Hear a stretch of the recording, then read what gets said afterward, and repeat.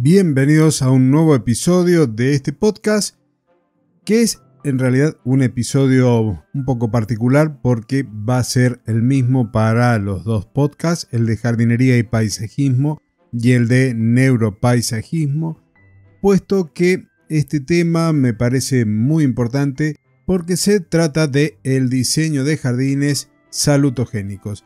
En particular, este episodio va a hacer referencia a algunos conceptos, características y selección de plantas muy particulares porque tiene que ver con los problemas respiratorios. Entonces, vamos a hablar de un jardín que tiene características amigables con las personas que pueden tener asma o que pueden tener algún tipo de afección respiratoria. Así que te vas a encontrar el mismo contenido con una o con la otra cortina musical de entrada. Dicho esto, comenzamos por definir un marco conceptual que tiene que ver con el diseño salutogénico, es decir, un jardín salutogénico o uno terapéutico, el cual tiene un profesional de la salud que va a estar ayudando y guiando las actividades, es un espacio exterior diseñado específicamente para satisfacer las necesidades físicas, psicológicas, sociales y espirituales de sus usuarios, ayudándoles a mantener ese contacto con la realidad y proporcionando un bienestar psicofísico. Cuando hablamos de que hay un enfoque salutogénico, estamos diciendo que está centrado en los factores que promueven activamente la salud y el bienestar, y no solo la eliminación de peligros o enfermedades. La exposición a espacios verdes, incluso de manera pasiva, influye positivamente en la salud, reduciendo el estrés y la presión sanguínea. Cuando nos referimos específicamente a la población que tiene asma, la evidencia nos está demostrando que el predominio de esta afección en los niños se reduce si viven en áreas verdes o cerca de ellos, porque las plantas ayudan a limpiar el aire removiendo partículas en suspensión y contaminantes. Es decir, que actúan como un biofiltro activo que va a capturar partículas en suspensión, que va a absorber algunos gases contaminantes, que va a regular también la humedad ambiental y reducir la temperatura ambiente mediante la evapotranspiración. También va a contribuir a amortiguar el ruido mediante barreras vegetales y a crear microclimas protegidos. Por lo tanto, los jardines van más allá de esta protección para afecciones respiratorias. En cuanto a las consideraciones especiales para el asma, para alergias y para la inmunosupresión, tenemos que tener presente que hay desencadenantes, como por ejemplo el polen. Entonces las plantas anemófilas, es decir, aquellas que son polinizadas por el viento y que liberan grandes cantidades de polen que se dispersa fácilmente, tenemos que empezar a evitarlas o reemplazarlas, porque este es quizás el principal irritante a evitar. Luego tenemos también dentro de los desencadenantes a las esporas de los hongos, por lo tanto la humedad excesiva, la hojarasca acumulada y materiales orgánicos en descomposición van a favorecer el crecimiento de hongos cuyas esporas son altamente alergénicas. Luego tenemos algunos compuestos orgánicos volátiles que son emitidos por algunas plantas y se conocen como terpenos, isoprenos y otros que pueden llegar a irritar algunas vías respiratorias cuando son sensibles. También otro elemento que tendríamos que estar considerando son las fragancias intensas, porque aromas muy concentrados de ciertas flores pueden llegar a desencadenar crisis asmáticas en personas hipersensibles. Polvo y partículas son otro de los elementos porque la superficie seca, la tierra expuesta y las áreas de tránsito sin pavimentar generan el polvo que puede llegar a irritar las vías respiratorias.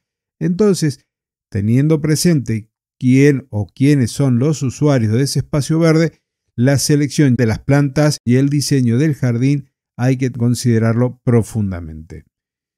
Si queremos tener una idea general de las plantas que podemos colocar, tenemos que pensar que hay que elegir aquellas que sean entomófilas, es decir, polinizadas por insectos, porque las anemófilas son plantas que van a producir mucho polen para que el viento lo lleve de una flor a otra. Entonces, Las que tendríamos que evitar, es decir, aquellas que tienen alto riesgo alergénico porque son anemófilas, tenemos por ejemplo el plátano de sombra, el ciprés, el abedul, el fresno, también el olivo, el álamo, el roble, la encina. Luego también podríamos ver que hay algunas gramíneas que en floración son realmente altamente alergénicas, por lo tanto, por ejemplo, el penicetum, la estipa y la festuca en floración tendríamos que evitar tenerlas en nuestro jardín. Hay plantas herbáceas también alergénicas como la ambrosía, la artemisia, la parietaria, y hay plantas que son tóxicas o irritantes que también deberían estar fuera de nuestro jardín cuando hay sensibilidad a las mismas, como por ejemplo las azaleas y los rododendros, las adelfas, también conocidos como laurel en flor, la dedalera, el ricino, la glicina, entre otras tantas que podrías llegar a encontrar buscando en internet. Continuando entonces con los puntos en común que van a tener estos jardines con los jardines para personas inmunodeprimidas, podemos hacer referencia que comparten múltiples criterios en común.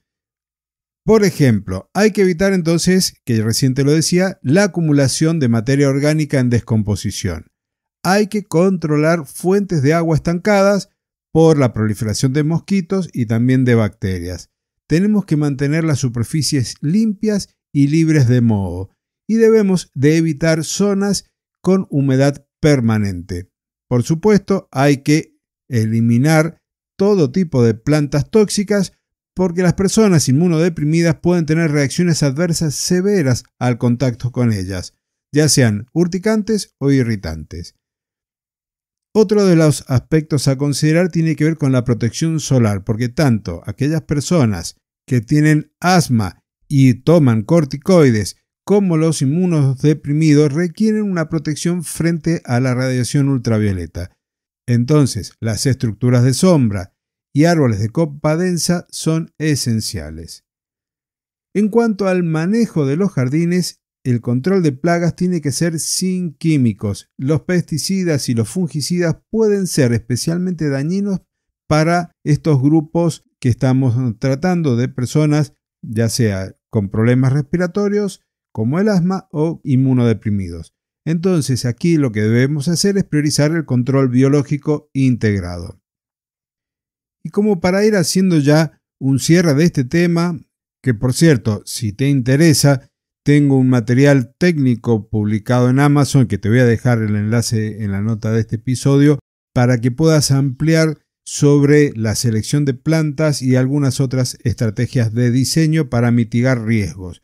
Y en este caso, hablando ya de mitigar riesgos, podríamos definir zonas de riesgo dentro del jardín. Entonces, tendríamos una zona núcleo, que es la de mínimo riesgo. Aquí hay plantas hipoalergénicas, aromáticas suaves, sin floración visible y áreas de estancia prolongadas, siempre considerando por supuesto la mínima insolación. Luego de esta zona núcleo tendríamos una zona intermedia, es decir, de riesgo moderado. Aquí los arbustos en flor tienen que ser entomófilos, pudiendo haber, por ejemplo, árboles frutales que no sean alergénicos, y estamos hablando también de que esta zona intermedia es de circulación principal. Luego tendríamos una barrera protectora, una zona perimetral, en donde se deben colocar setos densos de hoja perenne que van a filtrar el aire exterior contaminado. Aquí podrías ubicar cualquier tipo de plantas con un potencial alergénico mínimo, porque lo que estás priorizando es esa barrera para evitar que el polvo en suspensión, esas partículas tan pequeñas e incluso muchos de los compuestos químicos volátiles estén ingresando por acción del viento o de una brisa al jardín.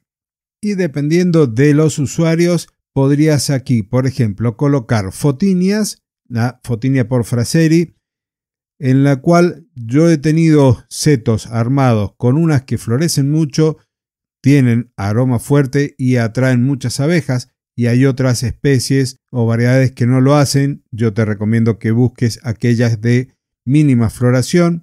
Luego también tendrías el laurel cerezo y por último también el Viburnum tinus, como opciones para hacer este seto.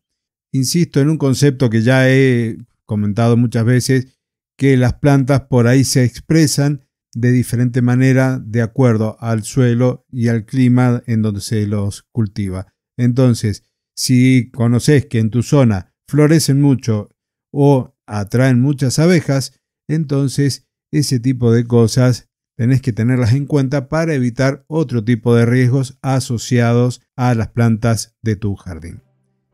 Y hasta aquí por hoy. Nos encontramos la próxima semana en una nueva edición del podcast. Te agradezco comentarios, que lo compartas y por supuesto esa valoración positiva. Hasta el próximo jueves y muchísimas gracias.